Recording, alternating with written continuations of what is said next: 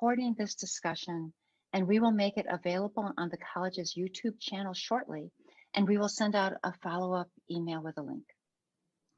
And if you have any questions for our panelists, please email them to us at, get out your pencil, coenvcom@uw.edu. I'm going to do that again, coenvcom@uw.edu. And we'll be monitoring that email throughout the conversation, and we'll get to as many questions as we can. So let me introduce who is joining us today. John Foley is a world-renowned climate scientist, sustainability expert, author, and public speaker. He is also the executive director of Project Drawdown, the world's leading resource for climate solutions. His work focuses on understanding our changing planet and finding new solutions to sustain the climate ecosystems and natural resources on which we all depend. You can find him at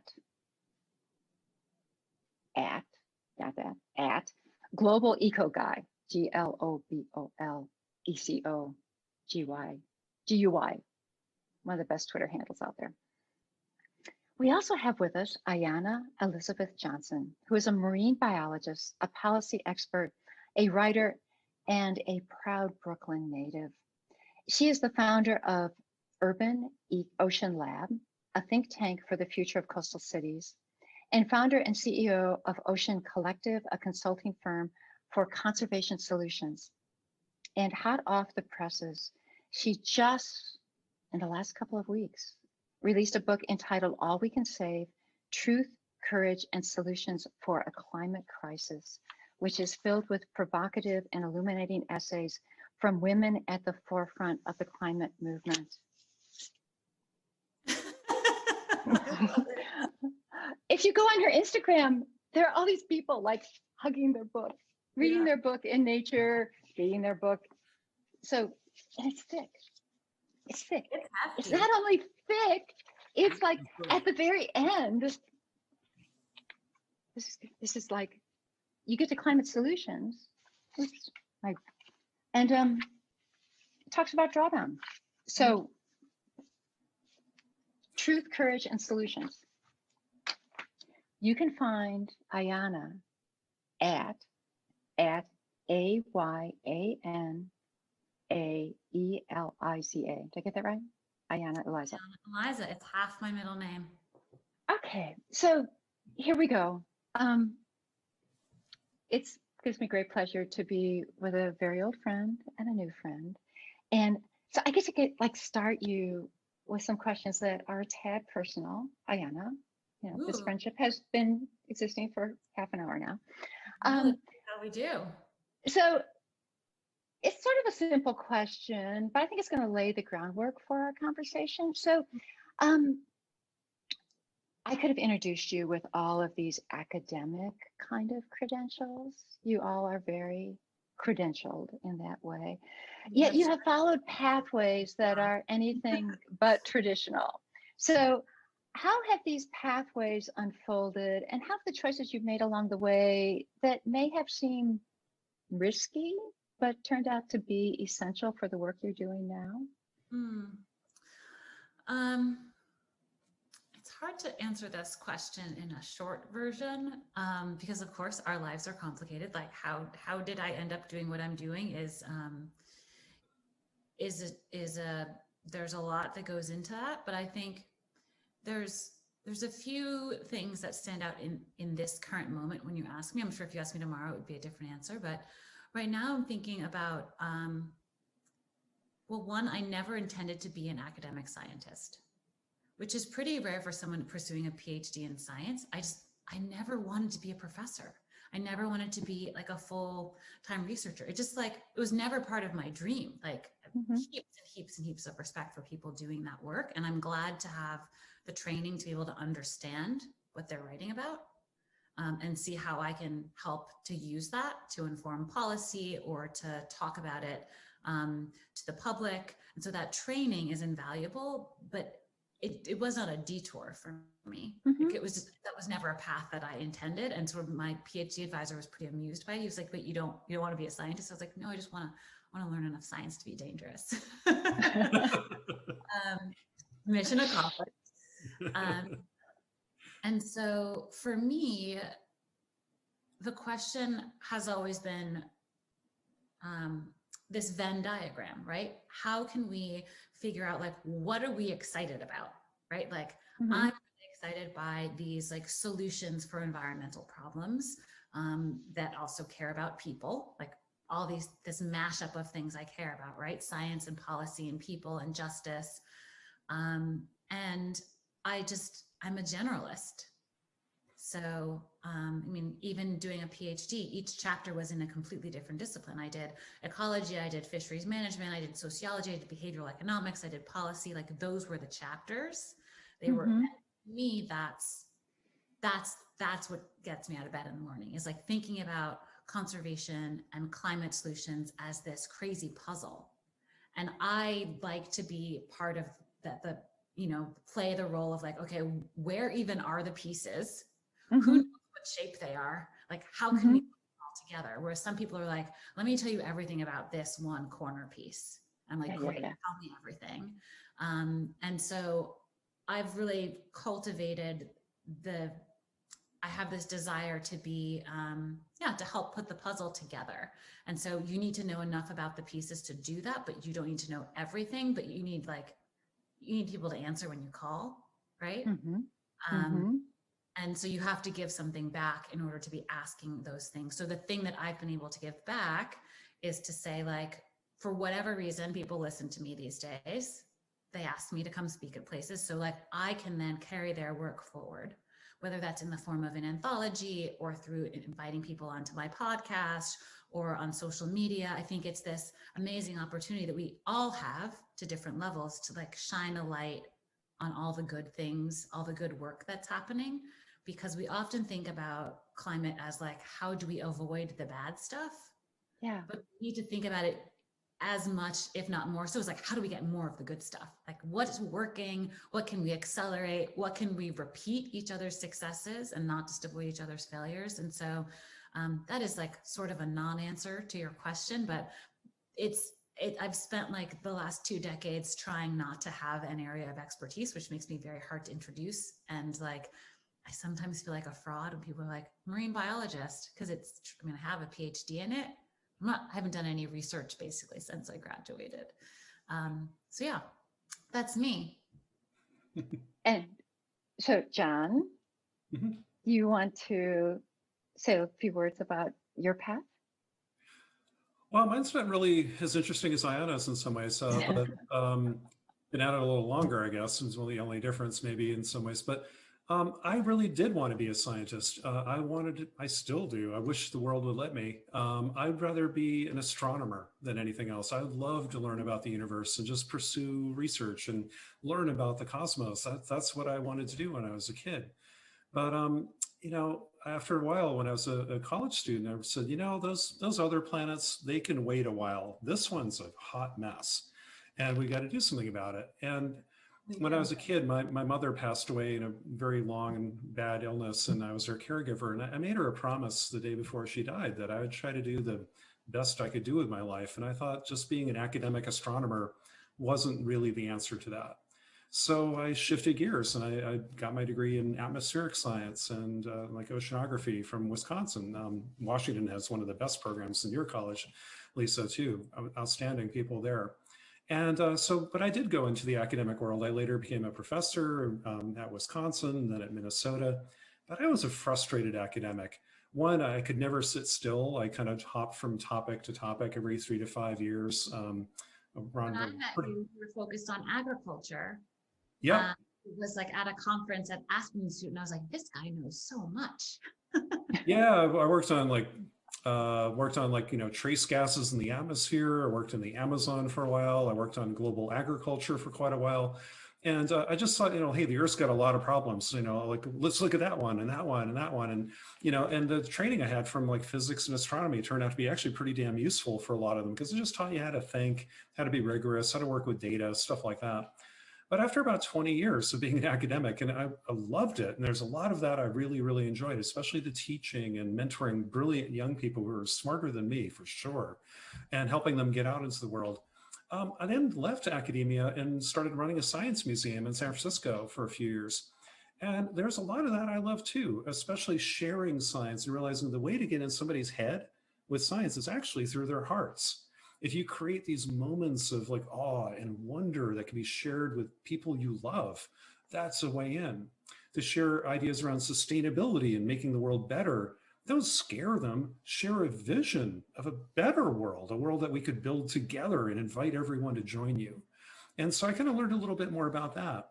But after a while, I decided I wanted to do something a little bit more hands-on. And so about 2 years ago now, gosh, it's been 2 years, I started running Project Drawdown and joined a team of some really brilliant people, including one of Ayana's colleagues as well, Catherine Wilkinson, who's just a rock star, amazing genius. Learned a lot from her and other folks. But the idea of like, let's focus on solutions. We've all heard about the climate problem, but where are we going with solutions? We need to put a big spotlight on like what you can do about this. Otherwise, we're like a doctor going into the waiting room saying, dude, you are really sick. I got nothing for you. I'm out of here. Bye.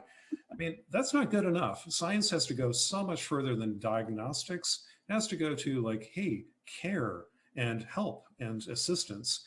And I think I bet the three of us could all say we've kind of shifted our careers from a traditional path because of that sense of obligation and duty to making a difference in the world. And I'm just proud of how academics have started to step up more and more. We've been a little late at this, but I think we are seeing a lot more of it, especially the newer generations of younger academics are really doing this with a sense of purpose. And that just makes me really happy. So I just need to say, I so appreciate for both of you that you really do bring this sort of whole self to your work. And I am the dean, so this is a little shout out to my students that are in the audience. That is, note how for both of them, science has been a set of tools that allowed them to follow these passions versus a set of handcuffs that kind of like kept them in the lab forever. And what a flexible set of tools. I was definitely not a lab person. All my research was field work in the Caribbean, and I don't even do cold water. I was like, Caribbean, we're doing warm water where I speak the language, right?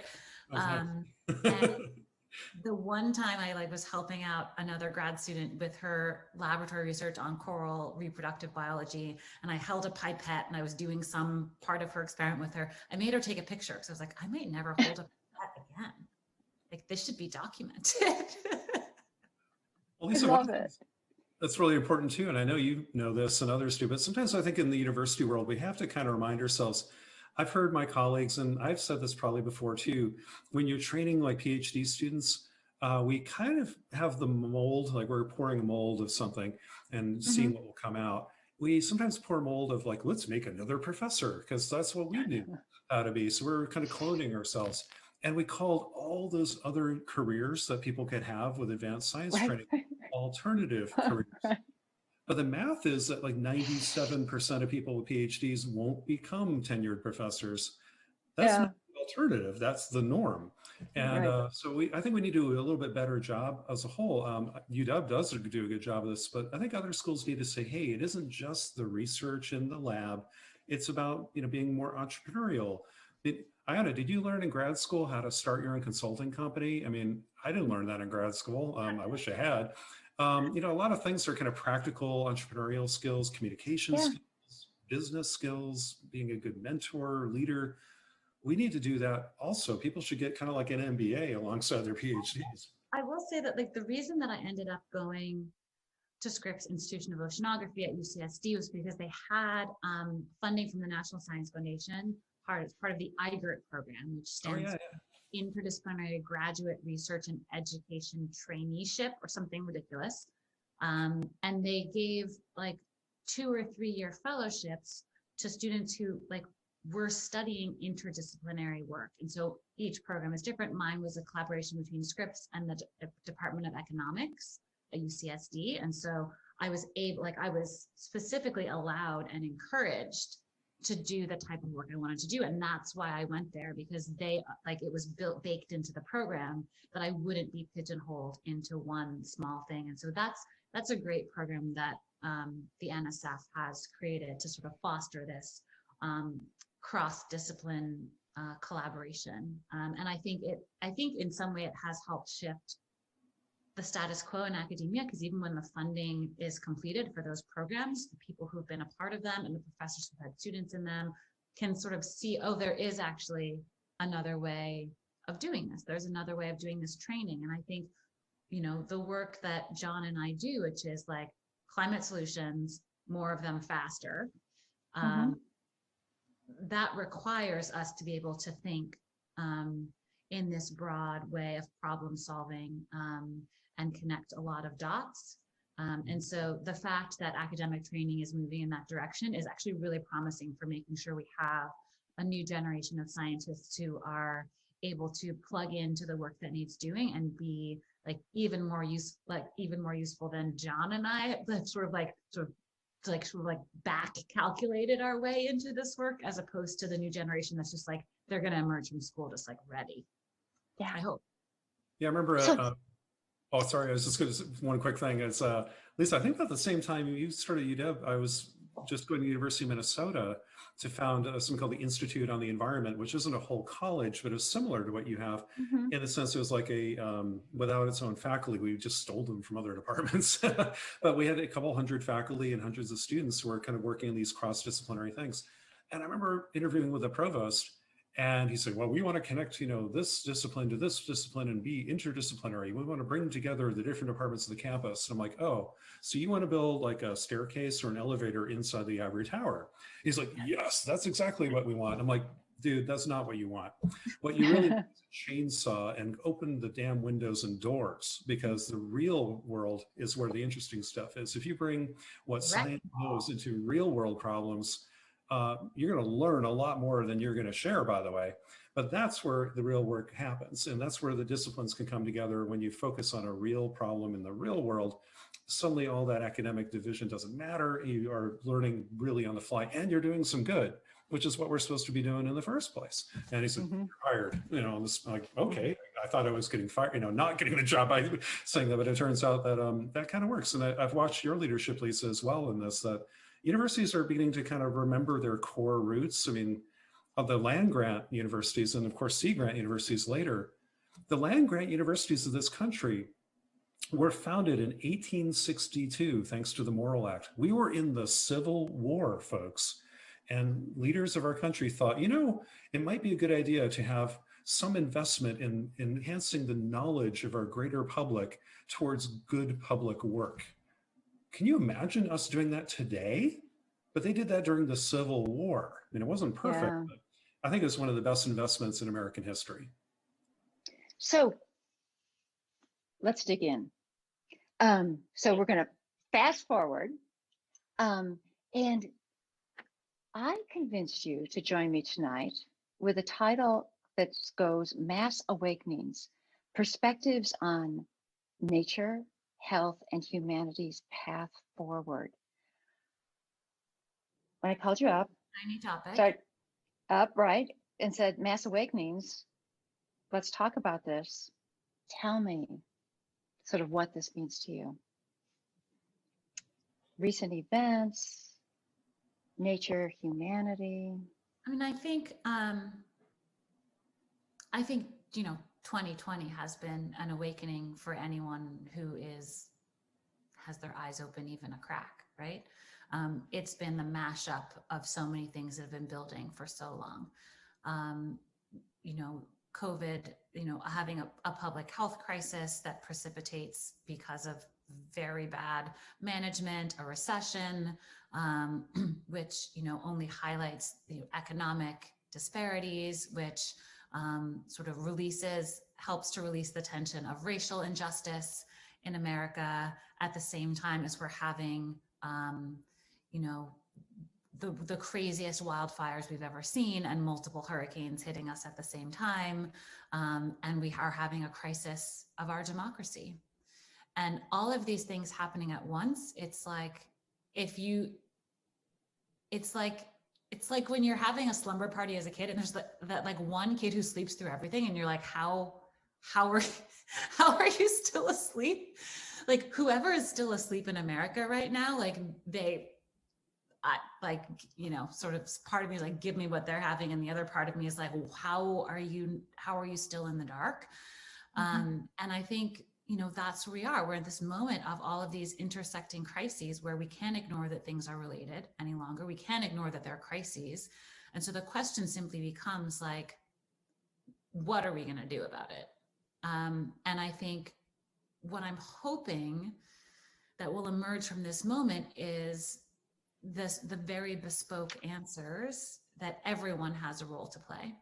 And the job of our lifetimes is to figure out what that is, right? And so this is also what I was thinking when you asked me that question of like, how did I end up doing what I'm doing? And it's because of this like lifelong journey of figuring out like, how can I be most useful given what I know of the problems, given the skills and the resources and networks that I have. And I think that's the question for every single person in this moment, because there are so many problems to solve and no one can solve them all. And the question is merely like, where can you make your greatest contribution? And the Venn diagram of like, what are your skills? What is the work that needs doing? And like, what will get you up in the morning? What will get you out of bed?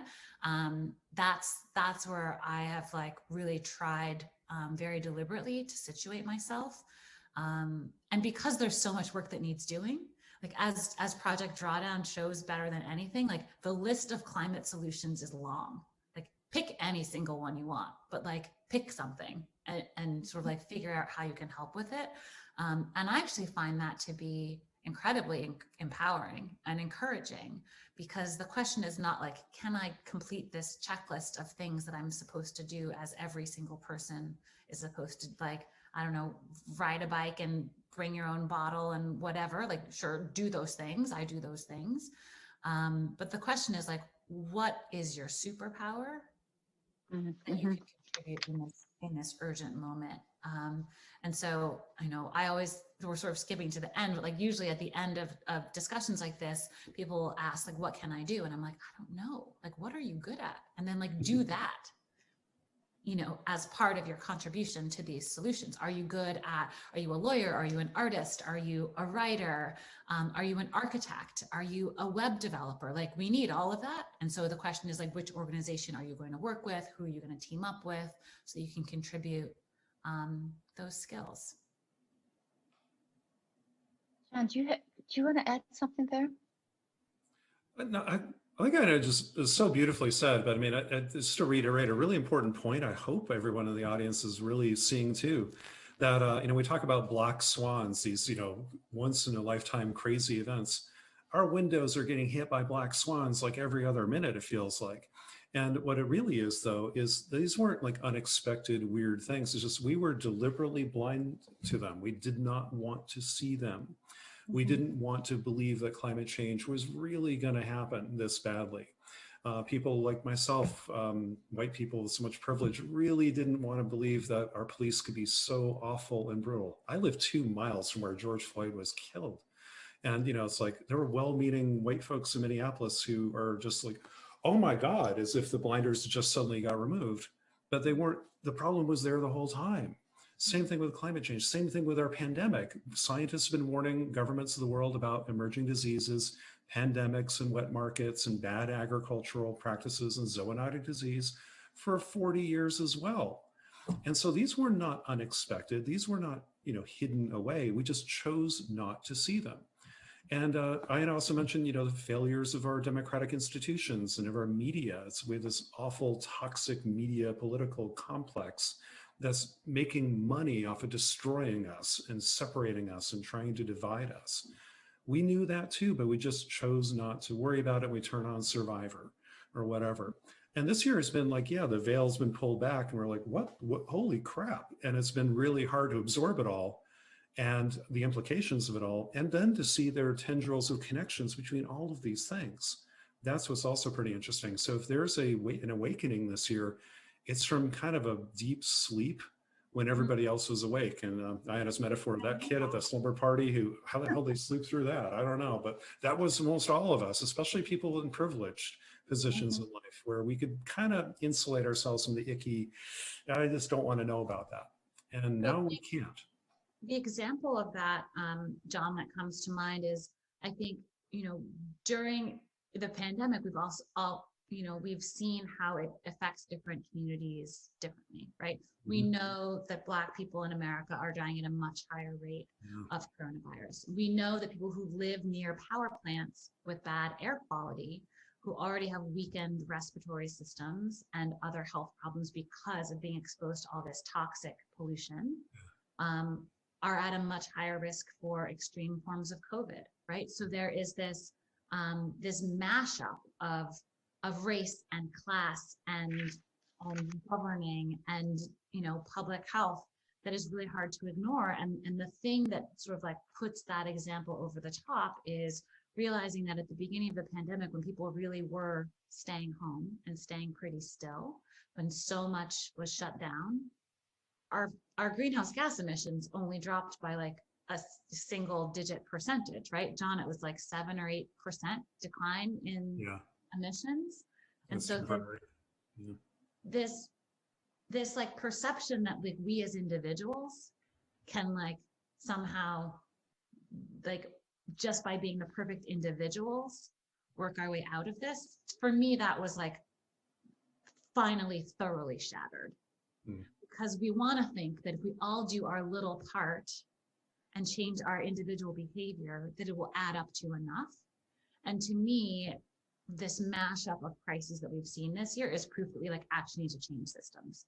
We can't just like be nicer and like and turn our lights off, like, and somehow that will solve it, right? Like we actually have to change our justice system. We have to change agriculture, we have to change electricity, we have to change transportation. Like we can't just like be better individuals. And I think that, and my vote is not enough. Believe me, I will be voting, but like, I know that my job as a citizen is to defend our democracy and bring as many people as I can with me. And so that to me has been a really big lesson from this year. And I think a lot of people have been talking about systems change in a way that I haven't really seen in the public discourse until this year. Well, if I could just respond to that a little bit, if Lisa doesn't mind, it's like, you're absolutely right. I mean, individual actions are certainly not sufficient, but policy actions aren't either. Neither are business actions, neither are investment actions. Nothing is sufficient all by itself. That's one of the really painful and hard lessons to learn about climate solutions. People ask me and you and Lisa all the time, like, hey, what's the one thing you can do about climate change? And say, stop thinking there's just one thing to do. Now pick up a shovel and pick a corner and start working on it. And what you're good at is great. I love your answer. Like people ask, what can I do? I'm like, I don't know. What can you do? I give the same answer you do. Like just pick up a shovel, whatever you're good at, we need you. But we do need individual action because a lot of the actions, it's estimated about 1/3 of emissions are tied to behavioral kind of microeconomics of food waste, energy conservation, automation, where we drive, where we live. And those things are made easier through larger policy changes and system changes. But we need everything. We need the personal to the international. But we sometimes like to pick one as if it's federal policy will change everything. Like, not really. Actually, a lot of policy making around climate change is local. It's like the zoning board. It's not sexy, but like, can I put solar panels on my condo or not? That's not up to Washington. That's up to your condo board. Or bike lanes. Or yeah. Yeah, it's like, would the bike lane go through that street in Brooklyn or this street in Minneapolis or that street in Seattle? Like, well, that's local politics. So a lot of infrastructure stuff turns out to be kind of boring day-to-day zoning and building codes and stuff like that, but that's also critical. So again, I love this, all the above, because when we look at the emissions that cause climate change, they come from hundreds of little things all over the place, not just electricity, a whole bunch of them. So the solutions do too. And we got to tackle them kind of from every angle and every level of agency. So you're right.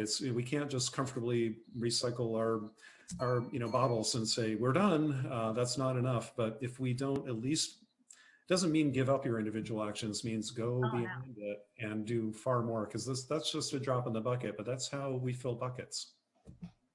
So from where you both sit, and I'm so glad this went to where it did, where of course we will continue to do individual actions and we can do the math like Ayana just did, which is like, and they're not going to be enough. With this mass awakening and the fact that, you know, like you walk your dog and your neighbor wants to talk about systems. I mean, like that didn't used to happen. These youth climate leaders, they chant systems change, not climate change. When I heard a 12-year-old chanting that, I was like, burning over the keys. Yeah. We have them take over, please. Just. So how do you, in the organizations that you are sort of officially affiliated with, or the people you like to hang out with, are there new modes of collective action that you are seeing starting to bubble up? Someone might want to speak to what? As my daughter gets so annoyed at me for saying the youth, the youth. I think for me it's a little bit hard to disentangle that from just like the stage of my career that I'm now in. Like there's something about like just the number of years you've been doing something that I now like have built this network of expert colleagues that changes what is possible for me, right? So so the example is, you know, last year when the Green New Deal resolution was put forward in Congress by AOC and Senator Markey, and I read it and I was like, where's the ocean? They left out the ocean. The ocean is like kind of a big deal. And I feel like a lot of my job this year has been being like, also the ocean, which is a role I'm happy to play. And so, you know, having those conversations about like, okay, how do we make sure the ocean is a part of federal climate policy, and having that be like, there's not like a mode of organizing so much as that it's like, I know a lot of the nodes now, right? So yeah, I was having lunch with the CEO of Surfrider Foundation, which is the largest grassroots ocean conservation group in the US. And he was noticing the same thing. And I was, you know, in a meeting with Bren Smith, who's this pioneer of regenerative ocean farming, about the same thing. And the three of us got together, we wrote an op-ed called The Big Blue Gap in the Green New Deal, and just laying out like some stuff we thought they were missing when it comes to ocean climate solutions, right? Like offshore renewable energy and restoring and protecting coastal ecosystems and this regenerative ocean farming. And so we laid that out, and then, you know, that caught the attention of some people I knew at a think tank, and they were like, let's collaborate on a memo around economics of this and the job opportunities that we're missing if we don't push forward with these ocean climate solutions. And then, you know, Bren Smith happened to ask a question in the CNN Climate Town Hall that happened to be directed to Senator Elizabeth Warren, and said like, we need a blue New Deal for people like me. And she was like, absolutely. And next thing you know, I'm getting called by her policy advisor saying like, apparently my boss just agreed to create a blue New Deal. Will you help me figure out what that means and we can write it together, right? And so that's like, it's not necessarily a new way of organizing, but I think it's like this sort of like professional level where like the people who are your colleagues are actually connected to a lot of the important decisions that are being made now. And so you're able to, I don't like, influence is such a weird word these days, but like you're able to be in the right discussions where you can actually provide input into things that are going somewhere. And I think the thing that's different now is A, that like I have more gravitas, and B, you know, that I know more people, but C, that there's this urgency that people are feeling where they're much more open to collaboration now. Whereas I think people used to be like, I'll just go figure this out by myself. Now we're like, who's in? Like, it's all about just like bringing the various experts together. And so the Blue New Deal like could have been like each of us in our own little rooms writing our own op-eds, but instead, no, like let's bring this together. Okay, there's more people, okay, let's bring those people in. Oh, let's bring in the politicians. Like, oh, like who else, right? And I think that sort of more additive, collaborative approach is growing out of this moment of like, we're actually out of time. So like whoever wants to be helpful, like please come in. And if you're going to be a jerk and slow us down, like I'll be very quick to cut you loose, because like we don't have time for that either. And so I think there's just like this, this like very beautiful emergent problem solving intensity that's happening right now. And it can take a lot of different forms too, I think. I love what you're talking about of these new collaborative kind of associations of, you know, activists and scientists and journalists and policymakers and community leaders, all these very visible things that are really shaking up the way we think. I kind of like personally, I'm more of an introvert, actually. I like to work kind of behind the scenes sometimes when I can. And I love being in the room kind of quietly with folks who really seek out advice. Like I've actually, you know, given a 2-day briefing on like climate change and stuff to the Naval War College, to a room full of admirals and generals and stuff. You know, it's like, that was really cool. I do this with like philanthropists and like billionaires and like, you know, venture capitalists and business leaders. And I don't just, you know, I guess that's just being like a teacher, but sometimes in pretty interesting rooms. But I also give them a little bit of crap, especially business leaders, saying, you know, it's not enough to declare victory if, you know, by 2050, we'll be carbon neutral. I'm like, you've just said that you're giving yourself 30 more years of causing damage to the planet, you idiot. That's not enough. Go bigger, go better, go faster. And so we got into it. One company, for example, said, oh, you know, we could actually be carbon neutral by 2022. And I said, go further, keep going. So they committed to go 50 times beyond that. They're going to do everything they can to be carbon neutral and do 49 more of them by working with their customers, working with community. They're like, hey, we could use our whole business power to affect climate change, not just our solar panels on the roof. And now Google's doing this. Now Microsoft up in Seattle's doing this, and other companies are kind of elevating the level of leadership. Nowhere near sufficient. We're not done yet. It's a teeny part of the Fortune 1000, but I think we can affect change very publicly. Sometimes we just need to be in the room and kind of kick people on the ass, as well as guide them to better ideas. And also as scientists, we kind of have to, I think all three of us have a role as people who've been steeped in data and empiricism and truth, you know, at least in the natural world, of kind of calling BS when we see it. As we're talking about climate solutions, there's a lot of hand waving and a lot of people selling you an idea. Like, I've got the solution to climate change. Anybody who tells you that is selling you snake oil, because there's no one solution. There's going to be hundreds of them done in a lot of different ways all at the same time. That's how we got in this mess. That's the only way out. And so I think we have a lot of different roles, kind of very visibly and collectively, sometimes quietly in the back room, kind of nudging people to do more than nudging, kicking them in the ass, frankly, or to call BS when we see it. And I don't know, I think we have so many different roles as science and public science kind of roles in our society that are really important. And I love that a lot of other folks are joining us in that too. It's just find your niche and go at it. We need it. Yeah. And what you're describing is something that I'm seeing too, which is this sort of persistent raising of the bar, right? Yeah. Like, that's not enough. Like, thank you, but that's not enough. Yeah. Thank you for like agreeing to play the game, but like, that's not going to be the winning move. And that's something that it's been really exciting to see during this Democratic presidential primary, which took a lot of people like who've been thinking about climate policy for decades, like caught a lot of us off guard, because there was suddenly like a race to the top for who had the best climate plan. Is this really happening? I mean, I expected this to happen at some point, but like maybe in next cycle. And, you know, we have, you know, a lot of people to thank for that. I think Jay Inslee running specifically on climate was a super big deal. And Maggie Thomas, who was one of his advisors, then came out of that and was Warren's advisor and made a whole bunch of new climate plans and carried those ideas forward. And we're in this moment where people like, you're not a legit candidate unless you have a climate plan.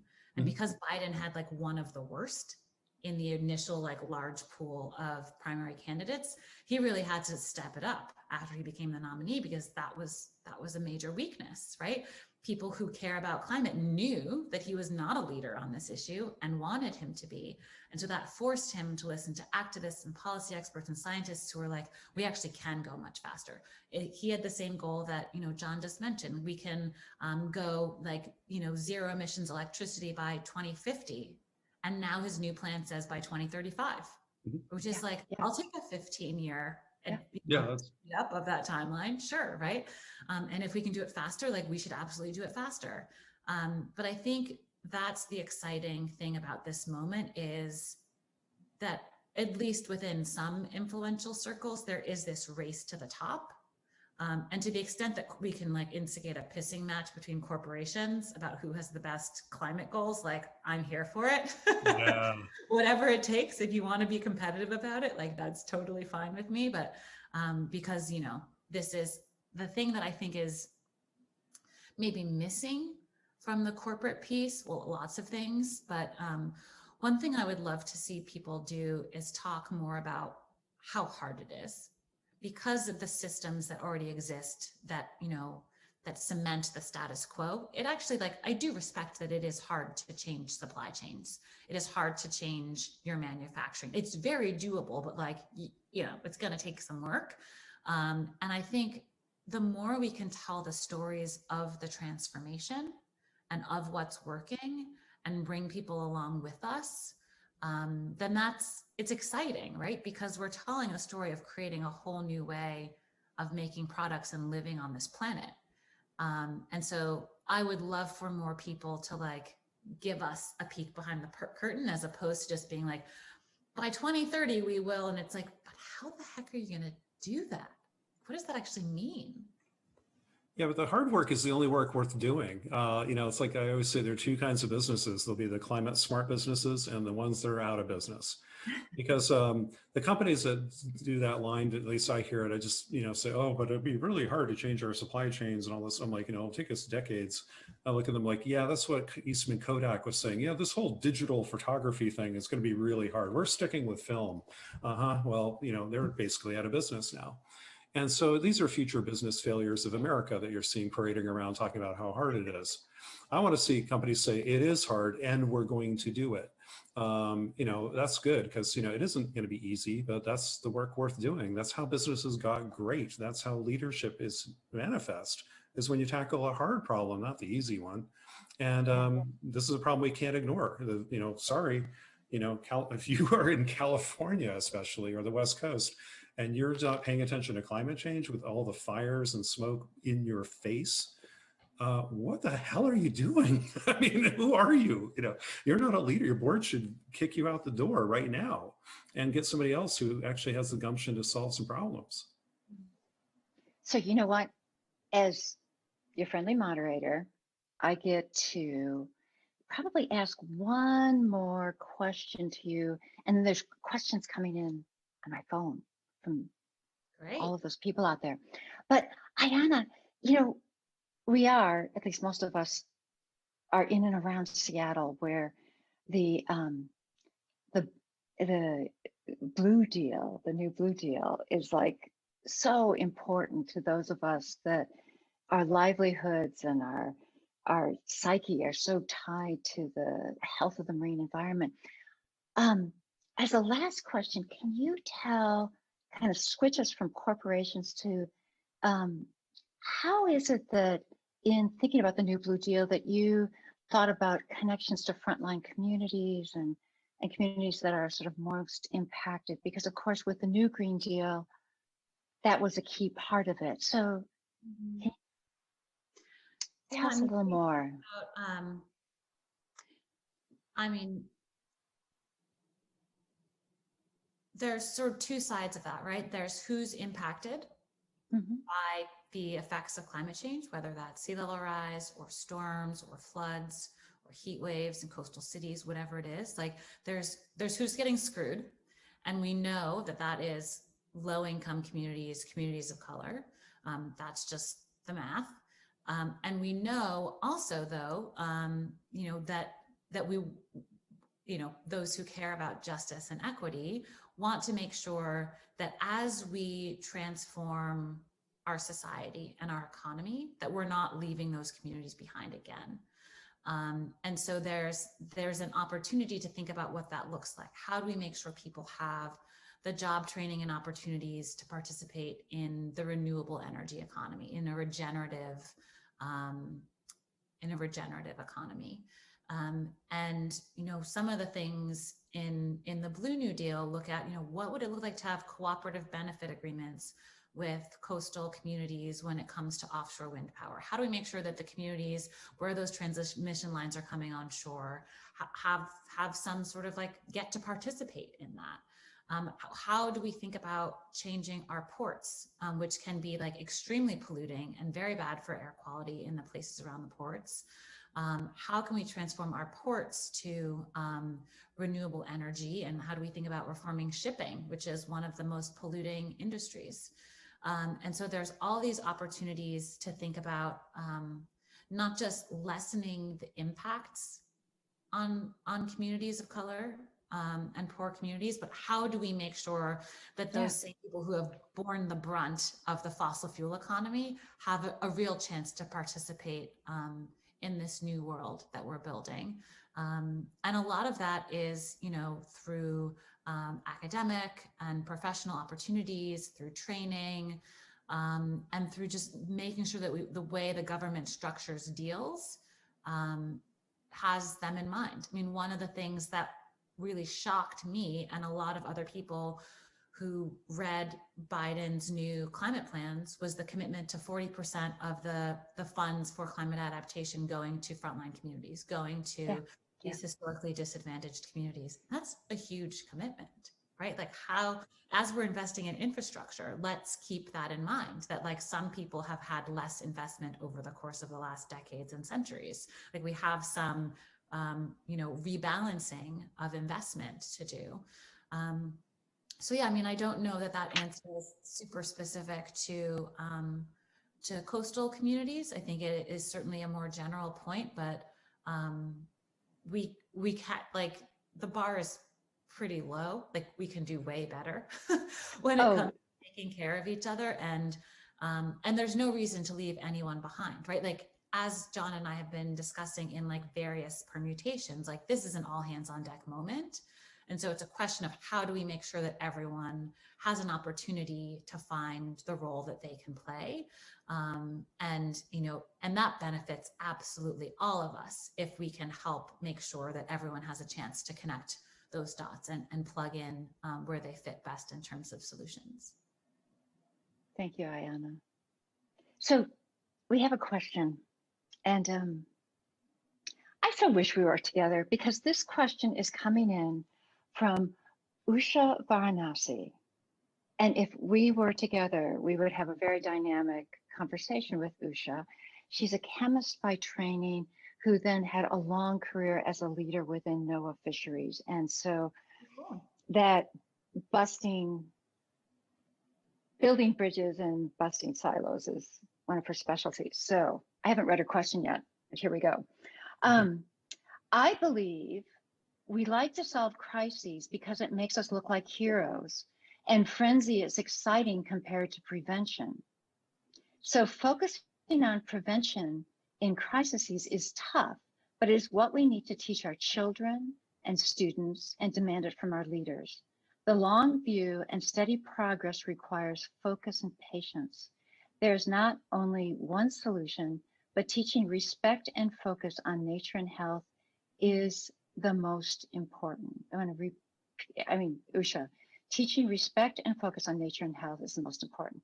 Can the speakers comment on this? Well, I mean, I'm sure we all could, but yeah, she's right. Taking a longer view and working with nature are, the things that we've kind of forgotten. There's this old story about the new college at Oxford University. This giant, beautiful building at Oxford is built in the 1320s. That's the new college, by the way. And inside there are these giant oak beams in the ceiling.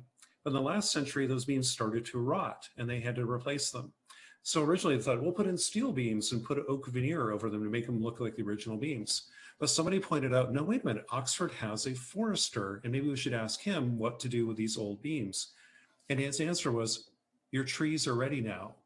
And they're like, what do you mean? Said, well, 700 years ago, we planted trees knowing that in about 700 years, you'd need to have new beams about this big for the new college dining hall. Well, they're ready now. We've been waiting for you to call. And they literally, forester after forester for 7 centuries, we're kind of thinking in the long view. What's sad is that building never got a LEED certification, but it's probably the greenest building on earth in my view, because they literally planted the replacement parts for it and stewarded that over centuries. I like that story. I want more stories like that. And what I don't know, Danny Hillis, a former VP from Disney, was the one who first kind of popularized that story. What he didn't know, and I couldn't find out either, is did they plant trees again for the 27th century?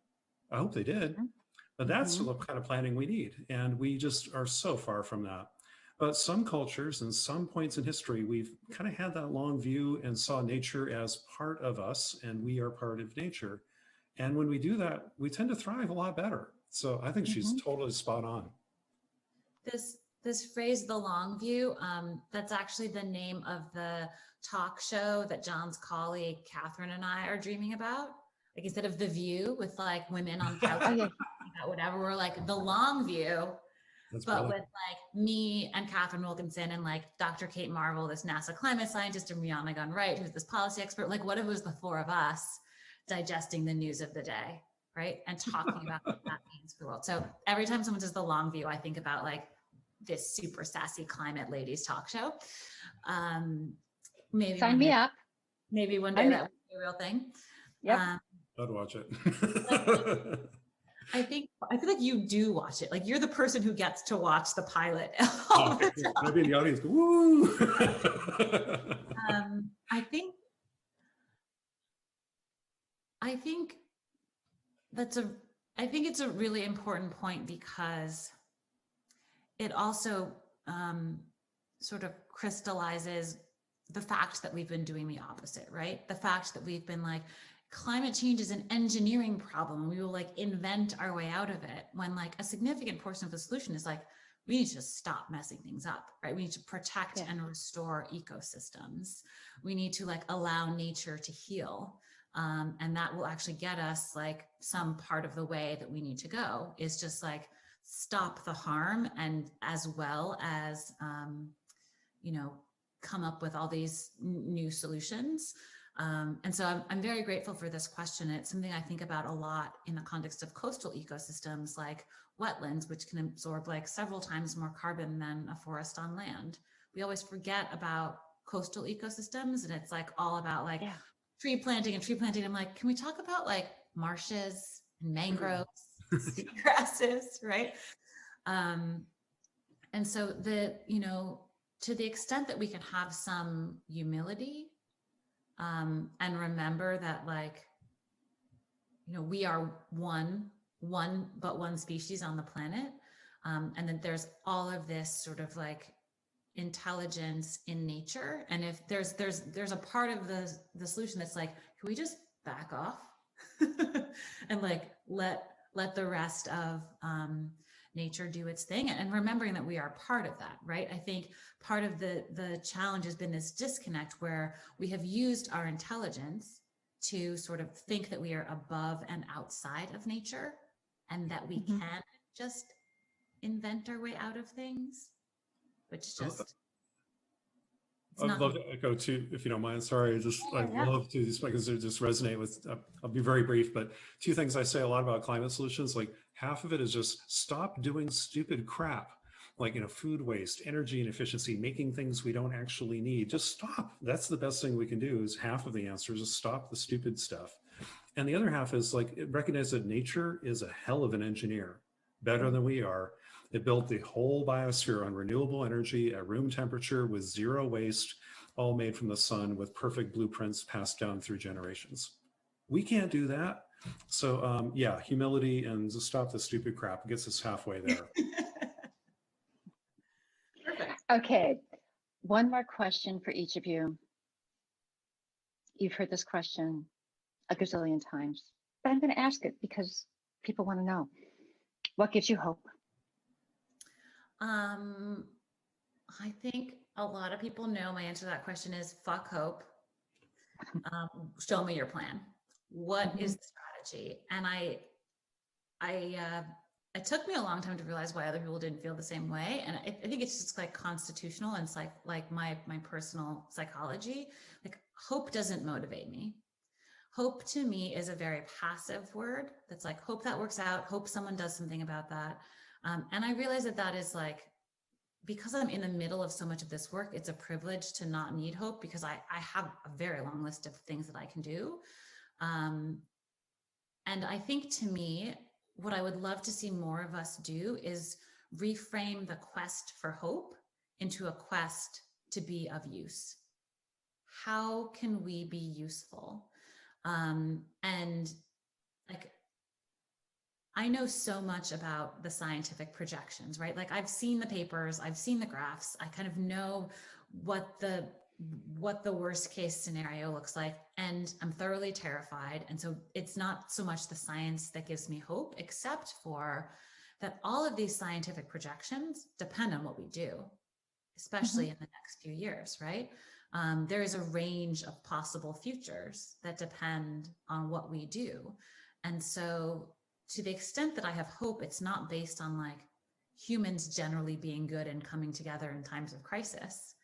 It's based on the fact that like there still is so much possibility if we can just get it together. But I have no faith that we will get it together, right? Like, I work every day to like push that possibility forward, or to like reel that possibility closer to reality. But I do not consider myself an optimist. I do not consider myself hopeful, but I also think that we have absolutely no right to give up on each other, on this planet, on all these magnificent ecosystems, because like that would be the worst possible stewardship. It's just like, it seems hard.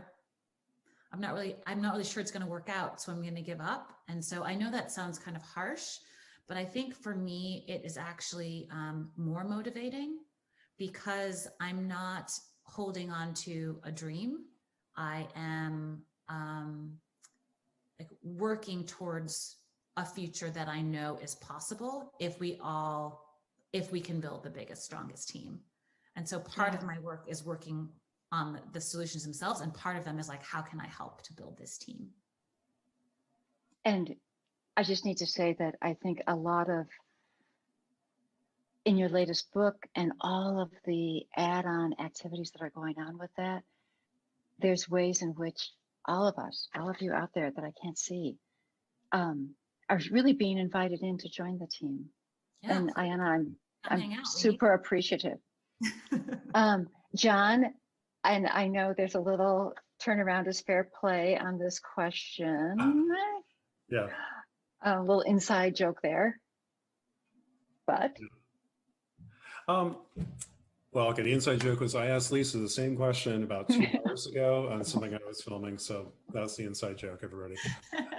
What I was struck by is my answer is exactly the same as Ayana's in some ways, but I actually don't say fuck hope. I say embrace hope, because I defined it a little differently.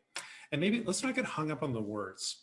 I think sometimes we might use words like hope differently. Like, to me, hope is a verb. It's not a noun. It's something you have to go do. It doesn't guarantee success. It doesn't mean it's all going to turn out just fine like a Disney movie or something. It means you have to risk it all. You put your heart on the line, your future on the line, everything you are on the line, knowing you could fail, but you're going to stare it down anyway, because you love people. You love the future. You want there to be a better future for everyone and for the people you care most for. As long as there's one last tree on this planet, there's one last child on this planet, I'm not giving up, damn it. So that's what I call hope. And if you think hope is I sit back and everything will be okay because the invisible hands of the market or technology will save us, you're a fool. That's not going to happen. You have to lean in and give everything you've got. You call that faith? Is what, Lisa, you were telling me John Lewis wrote a book where he said the same thing, but he called it faith. To me, I'm not a very religious person, so I use the word hope, but I mean that active stance of risking it all, daring to hope, having the courage to hope. And there's a wonderful book written by Rebecca Solnit, who's one of the best writers in America. She's a genius. I love her. She wrote a book called Hope in the Darkness, which I hope people will take a look at, where she kind of teases out that word. So let's not worry about, She uses in that book, I think, the metaphor of like, hope is the axe you break the glass with in case of emergency. Yeah. It's active. Right? It's like, all right, like, let's go. Yeah. So it's kind of the passive versus active stance. And also, And one thing that really ticks me off about climate change is we get all these people who are denying it for years and years and years, deliberately slowing it down. And then we jump over solving it. And then we get a lot of people out there who are doomist, who say, we're screwed, it's too late. I'm like, no, it is never too late. And I'll tell them, like, as long as there's a whale and there's a redwood on this planet and there's a child still alive, I'm not giving up. Why the hell are you?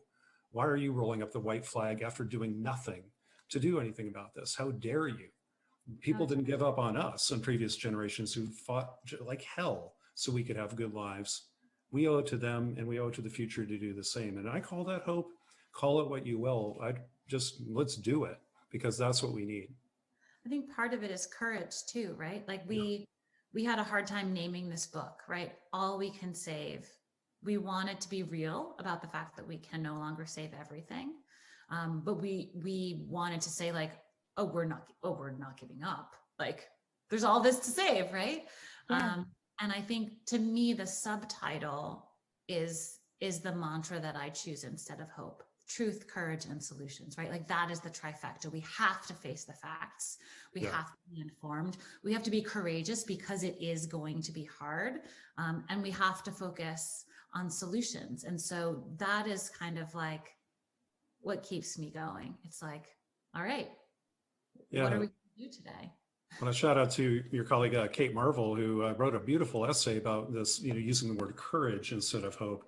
But I guess I just don't want to get us hung up on the words, because I've seen people all meant the same thing, but argue vehemently, I don't like hope, I have courage. I'm like, oh, I thought that was the same thing. But I think we're all in agreement, like, it's an active stance of love and of courage and daring everything, giving everything you are, everything you could ever be, for people you may never meet.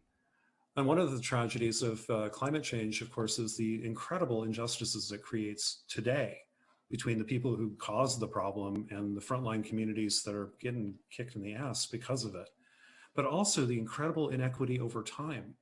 There will be generations of people who will live in a planet that's diminished and degraded and depleted, so we can have a little party in our generation. That's immoral. That's just fundamentally wrong. And so that's another kind of injustice, is temporal as well as around class and race today. How dare we deprive future generations, when the generations who stood behind us did a lot so we could live good lives? And Lisa, we were talking earlier today about, how to be a good ancestor. We really need to think hard about that. Yeah, I think the last thing I'll say is,